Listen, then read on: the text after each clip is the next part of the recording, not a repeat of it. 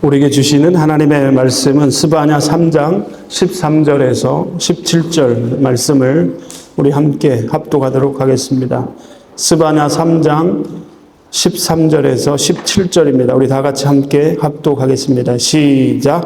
이스라엘의 남은 자는 악을 행하지 아니하며 거짓을 말하지 아니하며 입에 거짓된 혀가 없으며 먹고 누울지라도 그들을 두렵게 할 자가 없으리라. 시온에 따라 노래할지어다. 이스라엘아 기쁘게 부를지어다.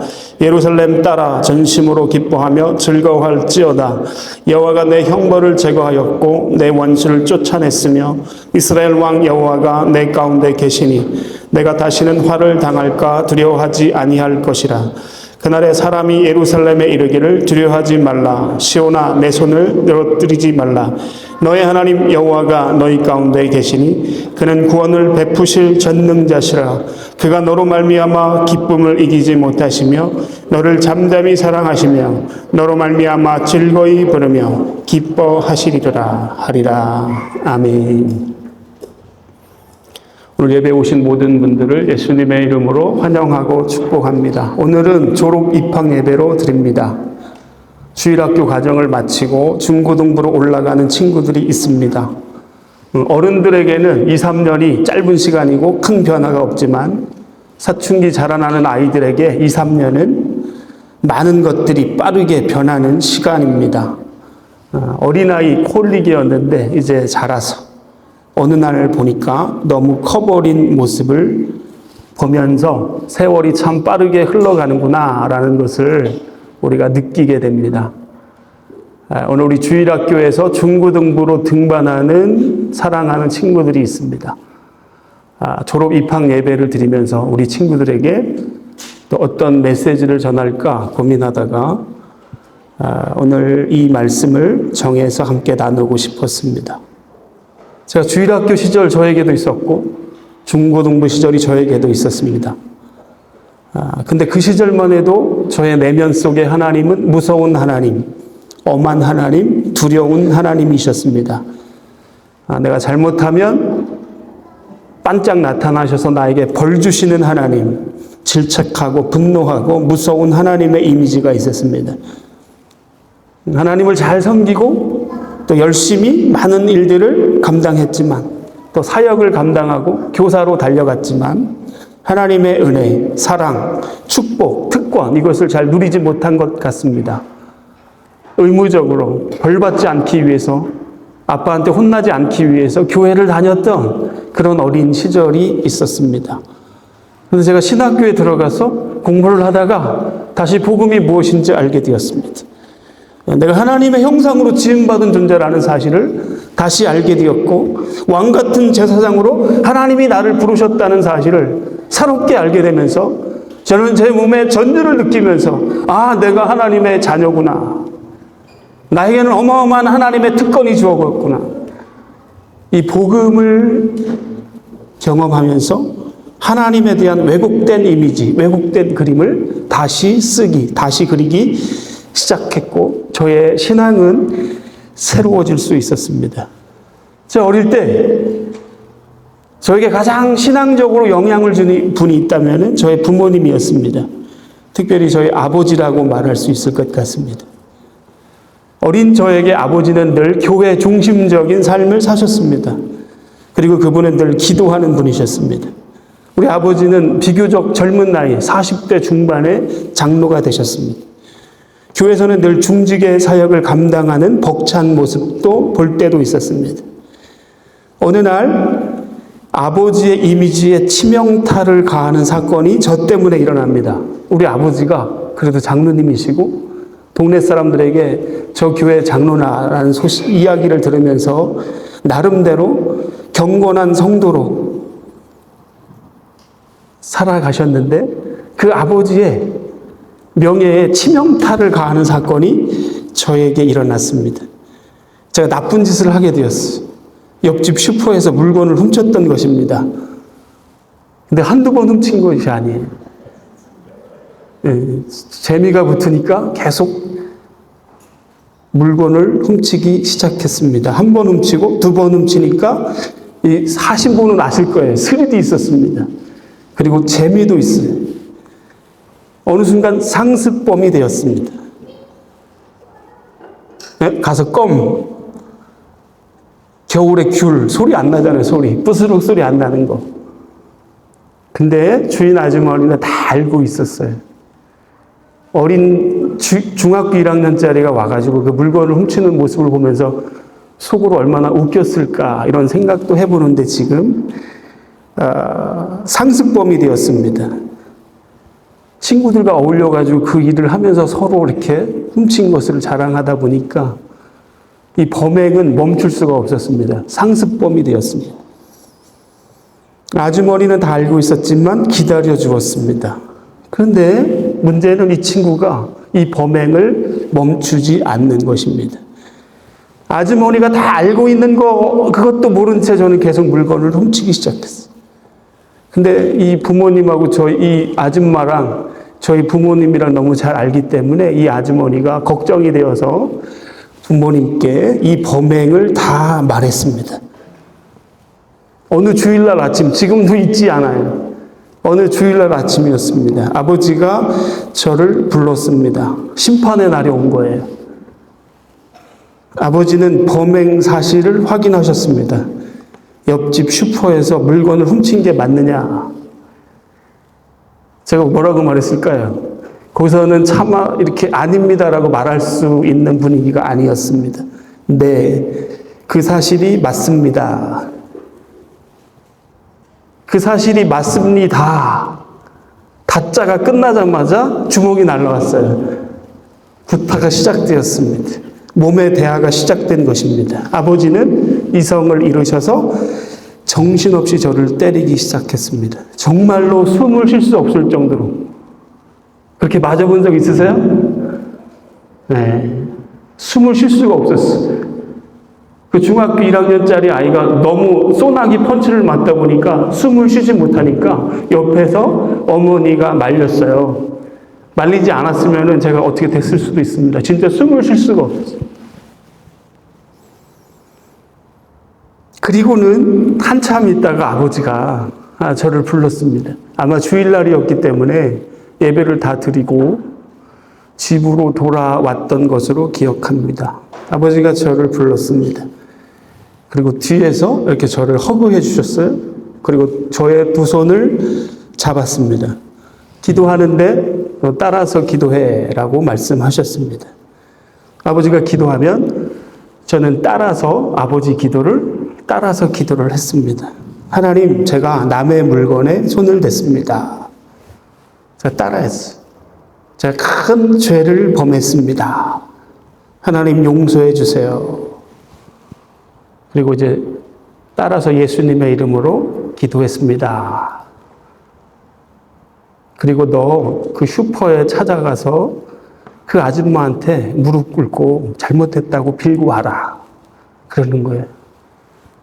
그래서 제가 그 아줌마한테 찾아가서 무릎을 꿇고 잘못했습니다. 눈물을 뚝뚝 흘리면서 중학교 1학년짜리가 가가지고 용서를 빌고 돌아왔어요. 그때부터 저에게는 이 자유가 찾아왔습니다. 그때 얼마나 평안했는지 몰라요. 나의 모든 죄가 이렇게 다 해결됐구나 하면서 짧은 시간이지만 그 어린 나이에 그 소년에게 어마어마한 하나님이 아마 주시는 자유로 충만했던 것 같습니다. 그 자유를 누렸습니다. 그 사건 이후에 저는 슈퍼에서 물건을 훔친 적이 한 번도 없습니다. 그 사건 이후에. 오늘 제가 주부에 기록했어요. 잠언 3장 11절에서 12절입니다. 내 아들아, 여호와의 징계를 경히 여기지 말라. 그 꾸지람을 싫어하지 말라. 대저 여호와께서 그 사랑하는 자를 징계하시기를 마치 아비가 그 기뻐하는 아들을 징계함같이 하시느니라. 나중에 알게 되었어요. 소나기 펀치를 내가 맞았지만 아버지가 나를 정말 사랑하셨구나. 아버지가 나를 사랑하셔서 나에게 회초리를 드신 거구나. 나중에 알게 되었던 것입니다. 여러분, 오늘 우리가 졸업 입학 예배로 하나님 앞에 예배를 드립니다. 아이들에게 무엇을 가르칠 것인가? 이것보다 부모와 교사가 어떤 신앙과 삶의 모습을 보여줄 것인가? 이것이 더 중요한 것입니다. 아이들은 부모의 뒷모습을 보고 자라갑니다. 따라갑니다. 아이들의 마음속에 어떤 하나님의 이미지, 어떤 하나님의 그림을 그릴 것인가? 부모의 뒷모습을 통해서 아이들은 그들의 삶과 신앙의 모습들을 그려나가게 될 것입니다. 우리 아이들의 마음은 하얀 백지 도화지와 같습니다. 그 마음이 너무나 연약합니다. 너무 쉽게 그림이 그려질 수 있어요. 신앙의 부모된 우리가, 신앙의 선생된 우리가 하나님의 이미지, 하나님의 그림을 그려줄 수밖에 없는 것입니다. 내 사랑하는 아들과 딸이 하나님에 대해서 어떤 그림을 그릴 수 있는가? 이게 너무 중요한 것입니다. 여러분, 오늘 우리가 성도로서, 깨어있는 하나님의 사람으로서 어떻게 살아갈 것인가? 이것은 너무나 중요한 이슈입니다. 특별히 우리의 자녀들은 부모의 뒷모습을 보면서 자라가기 때문에 부모에게 투영된 하나님의 모습을 보고 그 자녀가 따라가게 될 것입니다. 그리고 하나님의 그림, 하나님의 이미지를 우리의 자녀들은 부모의 뒷모습을 보면서 그리게 될 것입니다. 오늘 우리가 읽은 말씀은 스바냐의 결론의 메시지입니다. 스바냐 시대는 너무나 악한 시대였습니다. 하나님을 섬겨야 할 이스라엘 백성들이 너무 오랜 세월 동안 우상을 섬겼습니다. 므낫세라는 너무 악한 왕이 55년을 통치했어요. 이 왕은 남유다 왕 중, 아니 이스라엘을 다 포함해서 북이스라엘 남유다를 통틀어서 가장 악한 왕이었습니다. 예배 무너졌습니다. 말씀이 없었습니다. 당연히 삶은 하나님 보실 때 다 무너졌어요. 도덕적으로 완전히 타락한 시대였습니다.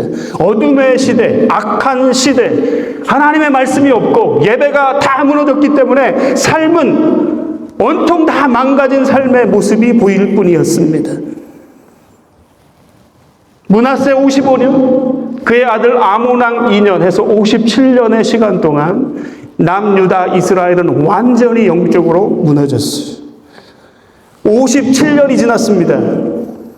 하나님이 그 시대를 깨우기 위해서 요시야라는 왕을 준비하셨습니다. 그 요시야 왕을 통해서 하나님께서는 개혁의 드라이브를 걸었어요. 그런데 그 요시야 왕 옆에서 깨어있는 하나님의 사람 선지자 스바냐가 있었습니다. 오늘 우리가 읽은 말씀이 스바냐의 말씀입니다. 스바냐가 하나님의 말씀을 대언했습니다. 시대가 너무나 악했기 때문에 심판을 면치 못할 것입니다. 망할 것입니다. 진멸할 것입니다. 여호와의 심판이 있을 것입니다. 이런 경고의 메시지일 수밖에 없었습니다. 그러나 여러분, 오늘 잘 기억하세요. 이 어마어마한 심판과 경고의 메시지의 가장 밑바닥에는 생생한 하나님의 사랑의 마음이 녹아 있는 것입니다. 시대가 너무 악하니까, 말씀이 없으니까, 예배가 다 무너지니까 그 삶이 엉망이었어요. 하나님이 그 시대를 깨우기 위해서 요시야 왕을 사용하셨어요. 특별히 스바냐라는 사람을 통해서 그 무너진 시대를 흔들어 깨우기를 원하셨습니다. 그러니 첫 번째, 당연히 메시지가 과격한 메시지, 분노의 메시지, 심판의 메시지일 수밖에 없었던 것입니다. 그러나 여러분, 잘 들으세요. 이 심판과 경고의 메시지의 가장 밑바닥에는 그 백성을 향한 절절한 하나님의 사랑이 녹아 있었던 것입니다. 자녀를 사랑해서 회초리를 할 수밖에 없었던 아버지의 심정이, 아버지의 사랑의 마음이 이 메시지에 담겨져 있었던 것입니다. 하나님이 그 백성을 책망하셨던 이유는 회복의 메시지를 주기를 원하셨기 때문입니다. 그래서 여러분, 스바냐는 3장으로 넘어가면서 이 강력했던 심판의 메시지가 변해서 회복의 메시지, 무드가 바뀌는 것을 우리가 보게 되는 것입니다. 세상이 아무리 무너져도 하나님이 계시지 않는 것 같은 다 무너진 삶이라 할지라도 우리 하나님은 그 백성들을 향한 그 사랑은 변함이 없었어요. 오늘 그래서 그 악한 세대를 새롭게 하기를 원하셔서 스바냐를 통해서 그 백성들에게 하나님께서는 말씀하셨습니다. 이 나라가 다시 새로워지기 위해서 이 거센 세속적인 역사를 거스르는 하나님을 경외하는 남은 자들을 통해서 새로운 사람들, 새로운 세대를 통해서 하나님께서는 새 역사를 쓰기를 원하셨던 것입니다. 하나님이 숨겨두신 사람들, 하나님이 남겨두신 사람들, 하나님께서 준비시켰던 다음 세대들을 통해서 하나님께서는 그 땅을 새롭게 하기를 원하셨던 것입니다. 그 말씀이 3장 13절의 말씀이에요. 우리 한번 13절을 다 같이 보겠습니다.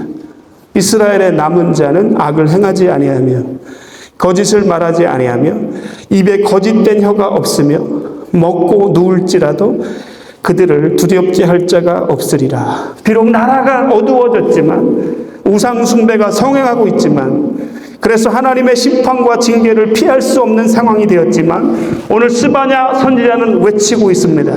이 심판과 형벌의 메시지는 최종적인 말씀이 아니라 과정 가운데 있는 것이다. 남은 자들이 일어나면 얼마든지 이 세상이 변화될 것이다 하는 회복의 메시지, 소망의 메시지를 선포하고 외치는 것입니다. 저는 이 말씀이 코리안으로 영국 땅에서 살고 있는 우리에게 주시는 하나님의 말씀이라고 믿습니다. 우리의 정체성, 우리의 존재 이유가 돼야 한다고 저는 믿습니다. 하나님은 우리를 코리안 디아스포라로 영국 땅에 살게 하셨어요. 그리고 우리에게 너무 귀한 자녀들도 허락하셨습니다. 저는 하나님의 기가 막힌 섭리가 있다고 믿습니다. 믿으십니까? 하나님이 우리를 이 땅에 두신 이유가 있는 것입니다. 그리고 이곳에 주의 몸된 교회를 세우신 분명한 이유가 있다고 저는 믿습니다. 하나님이 숨겨두신 사람들, 하나님이 남겨두신 사람들, 하나님이 이 시대를 깨우기 위해서 준비시킨 남은 자들이 있다는 사실이, 그 남은 자가 저와 여러분이 되시기를 예수님의 이름으로 축복합니다. 그 남은 자가 우리의 사랑하는 아들과 딸들이 되었으면 좋겠습니다. 오늘 17절 스바냐에서 나오는 희망의 메시지의 클라이막스, 절정입니다. 이 예언자는 하나님의 영에 감동이 되어서 하나님의 마음을 메시지로 전하고 있습니다. 이 사람의 궁극적인 메시지는 소망의 메시지고 희망의 메시지입니다. 물론 하나님은 무섭게 책망하실 때가 있어요.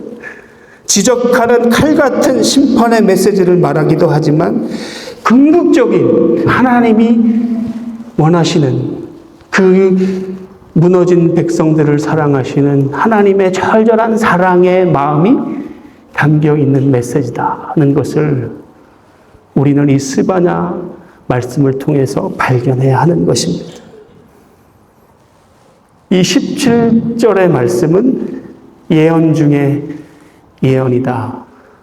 구약의 요한복음 3장 16절이다. 이런 별명을 가지고 있습니다.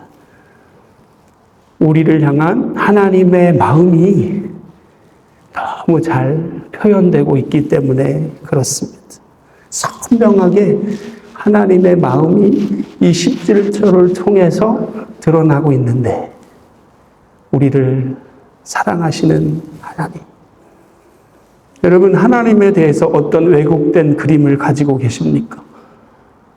제가 주일학교 중고등부 때 가지고 있었던 벌만 주시는 하나님, 분노와 책망만 하시는 하나님의 이미지를 갖고 계십니까?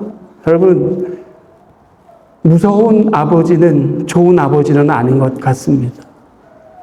하나님은 먼저 우리를 사랑하시는 하나님이세요. 이 왜곡된 그림을 오늘 말씀을 통해서 새롭게 하셨으면 좋겠습니다. 저는 이 말씀을 찬양을 통해서 처음 접했습니다. 여러분 잘 아시죠? 너의 하나님 여호와가 너희 가운데 계시니 그는 구원을 베푸실 전능자시라. 그가 너로 인하여 기쁨을 이기지 못하시며 너를 잠잠히 사랑하시며 즐거이 부르며 기뻐하시리라. 너의 하나님 여호와가 너의 가운데 계시다. 아마 제가 중고등부 시절에 기타를 막 배우기 시작했을 때 그때 골방에 앉아서 불렀던 찬양으로 기억됩니다. 저는 이 찬양이 이 말씀인 줄 몰랐어요. 그냥 노래인 줄만 알았어요. 나중에 알고 보니까 이 찬양이 고스란히 가사가 다 스바냐 3장 17절의 말씀이라는 사실을 나중에 알게 되었습니다. 가사 하나하나가 너무 은혜가 되었습니다. 그 중에 그가 너로 인하여 기쁨을 이기지 못하시며, 아니 하나님이 나 때문에 기뻐서 그 기쁨을 이기지 못하신다고 하는데 어떻게 이런 표현이 가능한 것인가? 그리고 이어집니다. 너를 잠잠히 사랑하시며, 너를 잠잠히 사랑하시며, 설명할 수 없는 은혜가 저의 마음을 채웠습니다.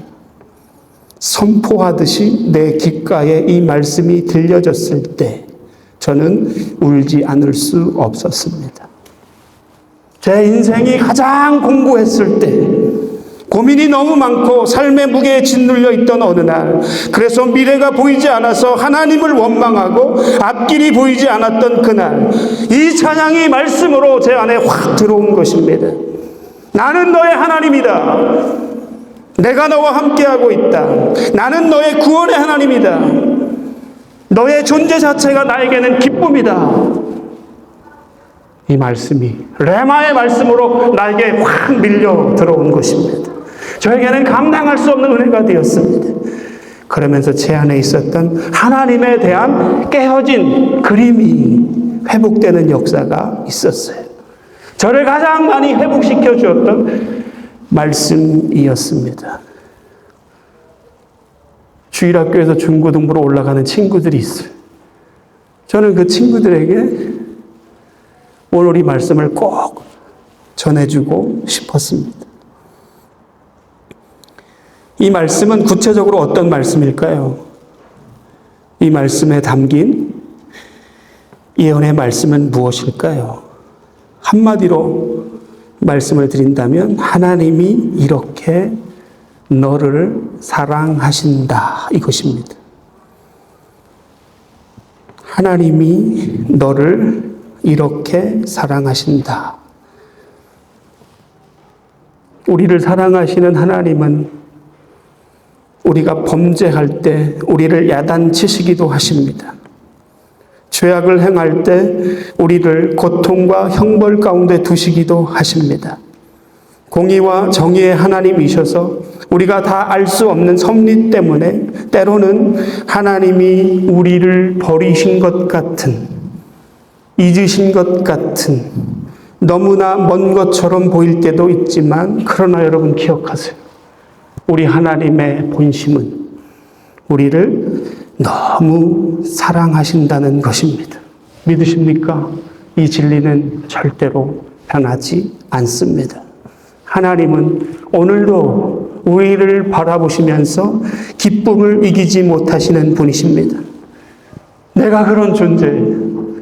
그리고 내 옆에 있는 사랑하는 성도들도 다 그런 존재로 부름받은 사람입니다. 값으로 매길 수 없는 하나님의 은혜를 받은 자들입니다. 하나님이 가장 사랑하시는 자기의 독생자 예수 그리스도를 빚값으로 지불하고 퍼체이스 산 사람들이 바로 우리인 줄로 믿습니다. 하나님이 사랑하시 나를 그렇게 부르신 하나님. 내 옆에 있는 존재가 바로 그런 존재들입니다. 아이들이 태어나고 손주들을 보신 분들이 있을 것입니다. 이해와 공감이 더 깊을 것 같습니다. 저희 아버지가 첫 손주를 안았을 때의 감동을 저에게 전해주신 적이 있습니다. 말할 수 없는 기쁨. 기쁨을 이기지 못한다. 너무 사랑스러워서, 너무 좋아서 그 기쁨을 감당할 수 없는 것입니다. 여러분, 아이들이 해주는 게 뭐가 있어요? 그 손주, 손녀가 할머니, 할아버지에게 뭐 해주는 게 있습니까? 그리고 그렇게 사랑하는지 뭘 알고 있습니까? 전혀 모릅니다. 알아두지 않지만 상관없습니다. 그냥 존재 자체로 보기만 해도 기쁘고 사랑스러운 것입니다. 나를 바라보시는 우리 하나님의 마음은 손주들을 향한 할아버지, 할머니의 마음의 수천 수만 배입니다. 이런 하나님의 사랑, 하나님이 우리를 얼마나 사랑하는지를 가장 잘 표현한 말씀이 오늘 스바냐 3장 17절의 말씀인데, 오늘 설교의 제목처럼 잠잠히 사랑하시며, 이 표현입니다. 잠잠히 사랑하시며. 많은 주석가들은 이 주석을 쓰면서 혼동을 일으키기도 합니다. 어떻게 잠잠히 사랑할 수 있는가? 히브리어로 하라시라고 말합니다. 색이다, 경작하다, 더 나아가서 침묵하다라는 뜻이 있어요. 잠잠히, 색이다, 경작하다, 침묵하다, 이런 말입니다. 그러나 여러분, 사랑을 조금이라도 아는 사람들은 이 말씀의 의미를 쉽게 깨달을 수 있다고 생각합니다. 진짜 사랑을 가장 정확하게 표현한 표현이라고 생각합니다. 여러분, 그 진짜 사랑이라면 그 사랑은 호들갑 떨거나 과하지 않습니다. 자신의 감정에 따라, 생각에 따라 왔다 갔다 하지 않습니다. 무엇보다도 그 사랑은 강요하지 않습니다. 조종하고 통제하려 하지 않습니다. 그냥 잠잠히 사랑하는 것입니다. 사랑하니까 기다리는 것입니다. 사랑하기 때문에 신뢰하는 것입니다. 사랑하기 때문에 그의 자유를 존중하는 것입니다. 상황에 따라서 왔다 갔다 하지 않는 사랑, 한결같습니다. 그가 사랑을 받을 만하든 그렇지 않든 한결같이 여전히 사랑하는 사랑, 이것이 하나님의 사랑입니다. 여기서 잠잠히, 하라시라는 말에 두 가지 의미가 서로 연결됩니다. 그렇게 잠잠히 사랑하면서 어떤 일이 일어나는가? 바로 그 사랑이 그 마음에 새겨진다라는 의미가 있어요. 새겨진다. 새기다와 침묵하다가 어떻게 연결되는가? 그렇게 잠잠하게 사랑하면서 그 사랑이 그 마음 속에 새겨지는 것입니다. 낙서처럼 쓰여졌다가 지워지는 게 아니에요. 그 마음에 새겨지는 것입니다. 여기서 새겨진다는 뜻은 좀 더 한국말로 정확하게 번역하면 스며들다 라는 뜻입니다. 그 하나님의 사랑이, 잠잠히 사랑하시는데 그 하나님의 사랑이 내 마음속에 스며드는 것입니다. 새겨지는 것입니다. 여러분, 어떻게 해야 그 사랑이 스며들 수 있겠습니까?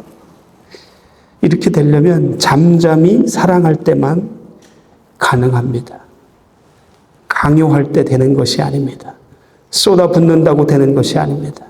사랑은 한순간 뜨겁게 달구어졌다가 사라지는 것이 아닙니다. 잠잠히 사랑할 때 우리 마음속에 새겨지는 스며지는 것이고 스며드는 것입니다. 말씀을 마치겠습니다. 우리 하나님은 오늘도 우리를 잠잠히 사랑하십니다. 때로는 그 하나님이 내 기도에 응답하지 않는 것 같고, 때론 나를 거절하신 것 같고, 정말 이해할 수 없는 침묵으로 나를 힘들게 하는 것 같지만, 하나님이 나를 사랑하지 않는 것이 아니에요. 내 편에서 그렇게 느껴질지라도, 그때라도 하나님은 우리를 잠잠히 사랑하십니다. 그 침묵 같은 시간 속에서 우리의 내면을 자라가게 하십니다. 나의 신앙을 성장시키십니다. 나의 인격을 더 성숙하게 만드십니다. 그 잠잠한 사랑이 나를 진짜로 아름답게 하시는 것입니다. 이게 하나님의 사랑입니다. 오늘 예배를 드리는 여러분, 하나님 내 주위에 아무도 없습니다. 사람들과의 모든 관계가 다 끊어졌습니다. 주님이 여러분에게 말씀하십니다. 내가 너와 함께하고 있다. 나는 단 한 번도 너를 떠난 적이 없단다. 내가 나의 손으로 너를 붙들었고 너를 구원한 너의 하나님이다 라고 말씀하시는 이 음성을 들으시는 여러분이 되시기를 바랍니다. 하나님, 거울 속에 비춰진 내 모습이 너무나 초라하고 볼품이 없습니다. 그 초라한 모습을 보면서 나도 내가 싫습니다. 오늘 그런 여러분에게 하나님 말씀하십니다. 나는 너를 존재 그 자체로 기뻐한다. 사랑한다. 너를 잠잠히 사랑해서 너를 위해서 아들을 보내고 그 아들을 통해서 그 아들의 핏값으로 너를 산 존재다. 네가 뭐 해서 너를 사랑하는 것이 아니야. 존재 자체로 너를 사랑한다고 말씀하십니다. 사랑하는 성도 여러분, 내가 나를 보는 시선이 아니라, 사람들이 나를 보는 시선이 아니라 하나님의 시선으로 여러분을 새롭게 보실 수 있는 은혜가 오늘 여러분에게 임하게 되시기를 예수님의 이름으로 축복합니다. 너로 말미암아 기쁨을 이기지 못하며 너를 잠잠히 사랑하며 즐거이 부르며 기뻐하시리라. 오늘 스바냐 선지자를 통해서 하나님이 우리에게 말씀하십니다. 하나님, 우리를 이렇게 사랑하신다. 그 하나님의 사랑을 성령의 감동으로 온전히 받아들이십시오. 하나님의 사랑으로 여러분의 내면을 채우시고 누리십시오. 그리고 그 사랑을 나누십시오.